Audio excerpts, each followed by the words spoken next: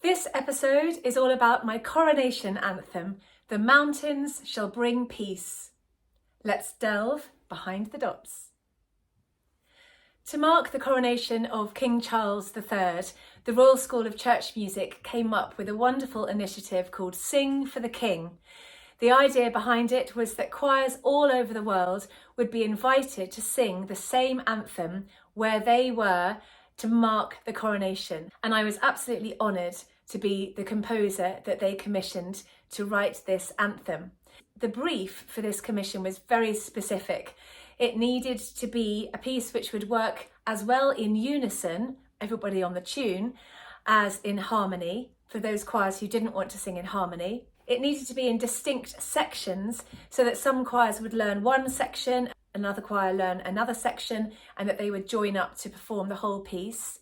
It needed to have a hymn tune at some point, which could work as a standalone piece. It needed to be uplifting, it needed to reflect King Charles in some way, and it needed to be no longer than 5 minutes in duration. So there was a lot to take on board with this commission, but I absolutely enjoyed rising to the challenge. When it came to choosing a text, I was thinking about King Charles's passions for walking in the mountains, for nature, for music. And so I was drawn to a couple of psalms, both of which mention these particular things. Particularly the phrase, "The mountains shall bring peace." It not only reflected King Charles's passion for the mountains, but also our world's need for peace at this time.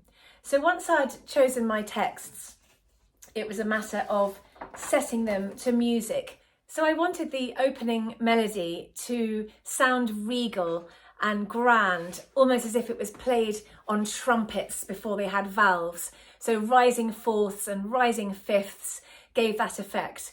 I also thought it would be fun to try to work into the notes that I chose some of King Charles's middle names, Philip, Arthur, George.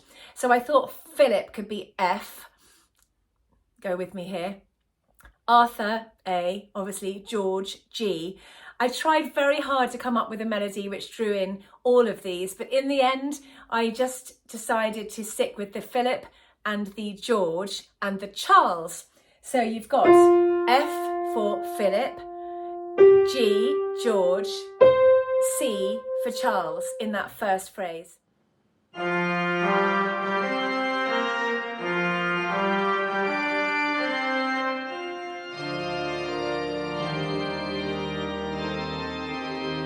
And then when the choir comes in with the melody, they've already heard it once before, and so has the congregation. And I think that's so nice sometimes for brand new pieces. I think it's nice if you've got a melody you've already heard in the organ, then sung by the choir, because there's a degree of familiarity there already. So the opening phrase, "Give the King thy judgments, O God." On the word King, I thought I'll have the C for Charles, and every single time for the rest of the piece that the word king or kings occurs, it's on the C. The reason I put the word thy on the bar line was because the sense of these words isn't "give the king thy judgments, O God," but "give the king thy judgments, O God." Give the king thy judgments, O God.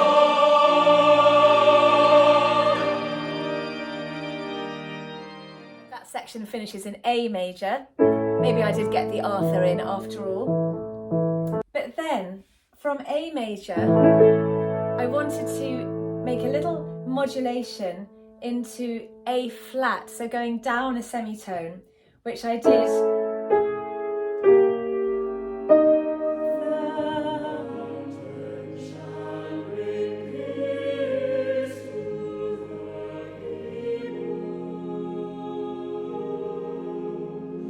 Here, I wrote a melody which was supposed to sound like the rise and fall of mountain terrain.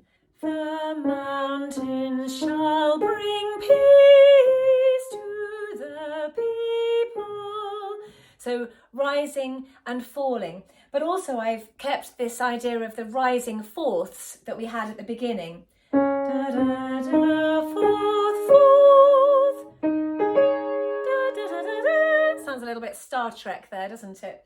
The final section is the section that I wrote to sound like a hymn. And this time I've gone into B flat major, which was the opening key of the piece. B flat major, again, I think it sounds very celebratory. It sounds like I Was Glad by Parry. It's got that climactic feel about it. So into 3/4 time signature this time. I've put With Majesty, and we've got this hymn tune, which, as I said, could be sung just as a tune or with the harmonies. Sing unto the Lord a new song, and His praise in the congregation of saints.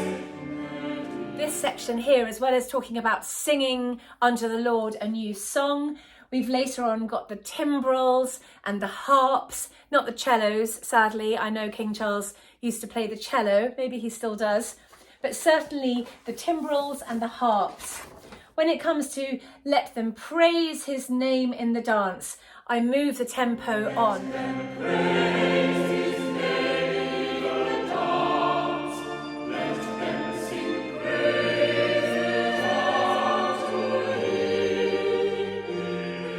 Final section is the Amen, and for this I return to the opening organ melody where we've now got